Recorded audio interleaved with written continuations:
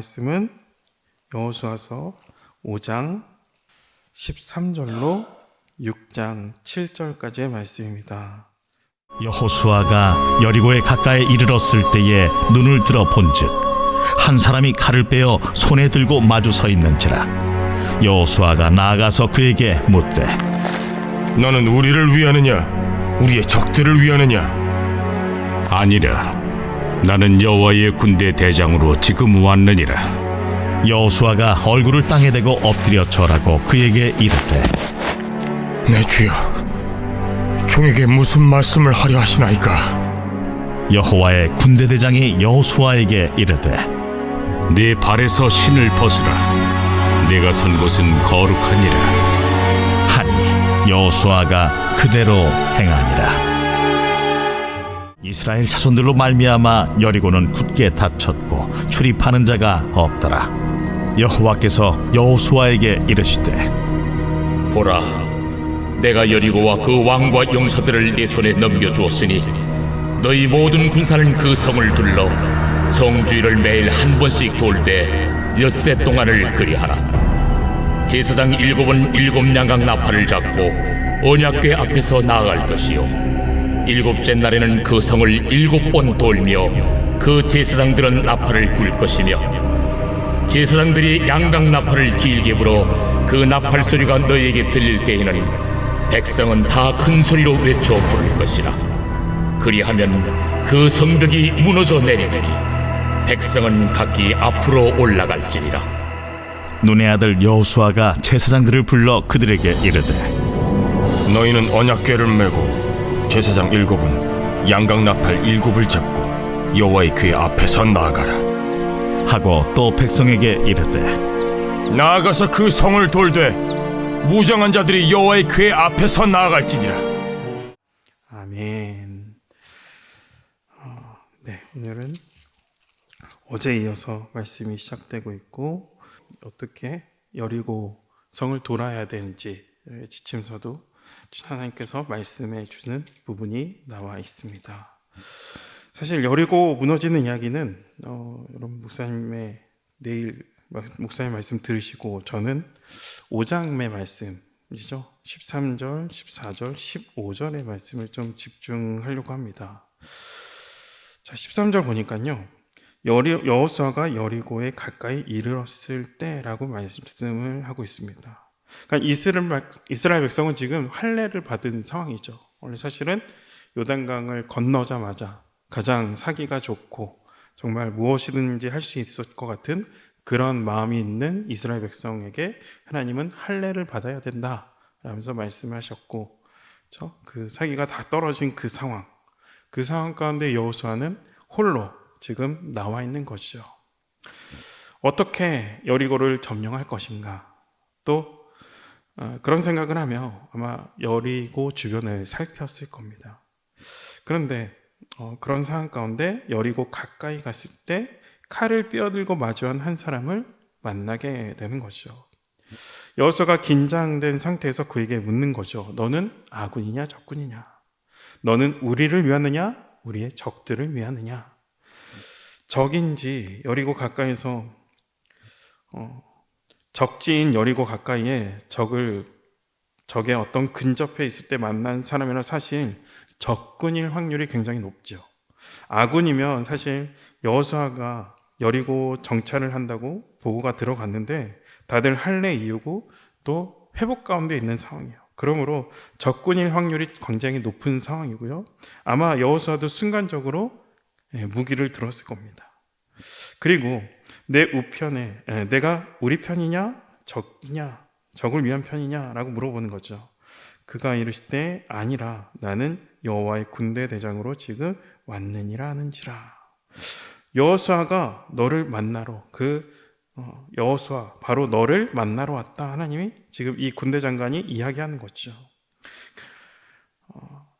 여리고성 앞에서 여호수아를 마치 기다린 것 같은 표현을 하고 있다는 거죠.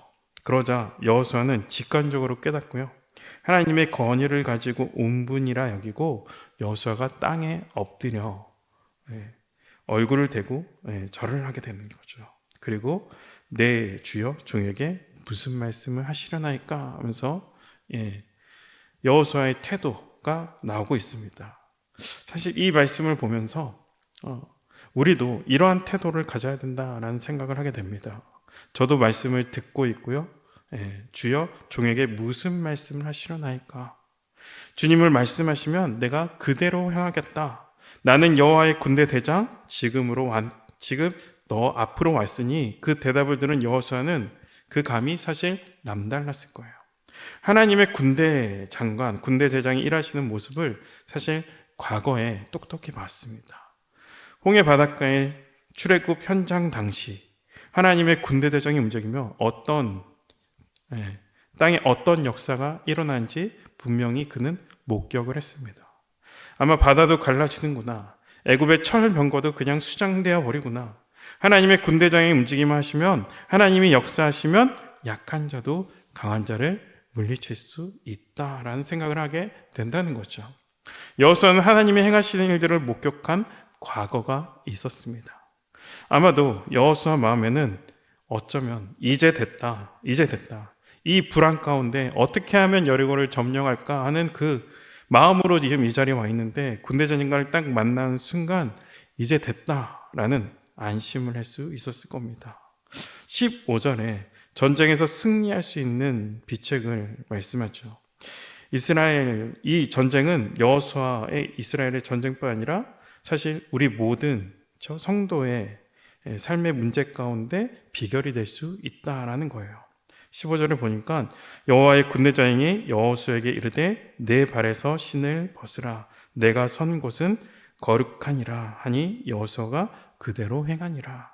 적진 가운데 신을 벗으다라고 말하고 있어요. 사실 이해가 되지 않는 명령이죠. 지금 적진이고요. 지금 여호수아가 신는 신발은 그냥 편한 신발이 아니에요. 전투하죠. 군화예요. 전쟁을 위해서는 필요한 신발이에요. 아예 적진 앞에서 무장을 해제해라 라는 것과 같다는 것이죠. 신발을 벗어라. 사실 이 말은 이해가 되지 않는 상황이죠. 오히려 철저히 무장을 해야 될 그런 상황에 오히려 반대로 벗어야 된다라는 거죠. 그럼에도 불구하고 가장 중요한 신발, 전투화를 벗으라는 거죠. 신을 벗으라 말씀하시면서 내가 선 곳은 거룩하다 하면서 하나님께서 말씀하셨습니다. 내가 선 곳이 하나님의 거룩한 곳이기 때문에 신을 벗어야 된다라는 거죠. 그러므로 신은 하나님의 거룩과 상반되는 부정적인 상징물로 생각할 수 있습니다. 신발이 부정하다라는 것은 아닙니다. 하나님의 전쟁에서 승리하기 위해서 부정한 것을 제거해야 된다라는 거죠. 하나님의 거룩과 어울리지 않고 상반되는 세상에 죄의 상징이 있다라는 거죠. 그것을 벗어야 된다라는 말씀이에요. 하나님은 거룩한 도구로 쓰임을 받지 못하게 하는 것을 제거해야 된다라는 거죠. 하나님의 거룩한 도구로 도구로 쓰임받지 못하게 하는 여러 가지 남은 죄악들을 뽑아내고 쓸어버려야 한다라는 겁니다. 우리가 전쟁의 치열한 영적 전쟁 속에서 삶 가운데 입시 전쟁, 취업 전쟁, 육아, 생존, 빈곤, 질병, 여러분 그 가운데 많은 문제들 가운데 먼저 해야 될 것, 내가 하나님을 의지하지 않고 지금까지 사람을 의지하고 세상의 방법을 의지했던 모든 잘못된 방식을 돌이켜 회개하는 거죠. 하나님의 임재와 거룩한 말씀 앞으로 돌아가야 된다는 거죠.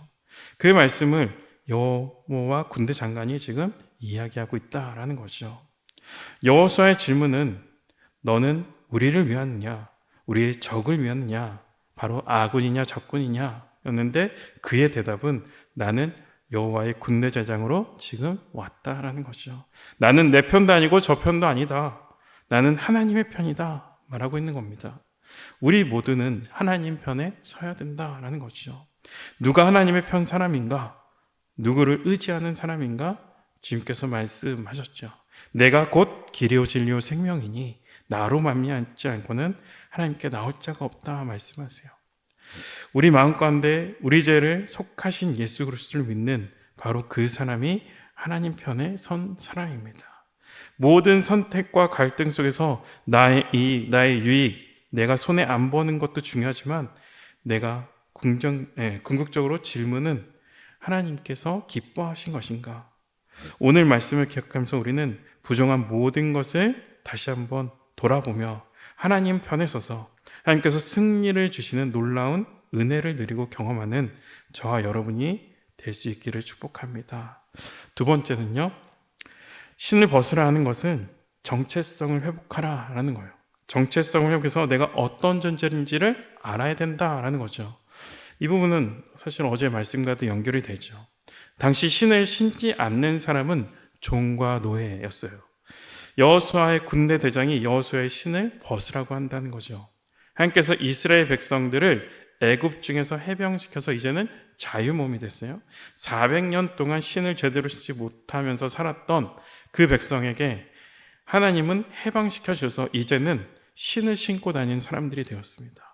근데 다시 신을 벗어야 된다 말씀하는 거죠. 결국 애굽의 종됨을 포기하고 하나님의 종이 되라라는 거죠. 거룩한 땅에서 하나님의 종으로 살아야 된다라는 거죠. 지금까지 애굽 문화 아래서 물질을 따라서 사람을 따라 환경을 따라 주인이었던 애굽 사람들의 결정을 따라 살았다면 이제는 하나님의 편에서 하나님의 종으로 그 뜻대로 살아가야 한다라는 거죠. 지금까지 예수 믿기 전에는 내가 물질을 위해서 살았습니까? 그렇다면 그 물질을 사랑했듯 우리는 하나님을 사랑할 수 있어야 된다라는 거죠. 요즘 시대는 철저한 인본주의 시대라고 하죠. 각자 자기 생각이 존중받는 그런 시대. 권위, 질서는 이미 붕괴된 지 오래고 학교, 교회, 가정 이런 부분이 다 사실 무너지고 있죠. 그래서 학교에서 진로 상담할 때도 선생님들이 그냥 학생들에게 너 하고 싶은 대로 해라 라는 말을 한대요. 그럼에도 불구하고 우리는 하고 싶은 대로 살면 안 된다라는 거죠. 우리를 향하신 또 우리를 지으시고 우리에게 목적 있고 계획하시는 그 하나님의 뜻, 우리가 적어도 그 하나님의 뜻을 여쭤봐야 되는 거죠. 하나님께서 나에게 요구하시는 것, 하나님께서 나를 통해 기뻐 받으실 것은 무엇인지 우리는 물어야 한다는 것이죠.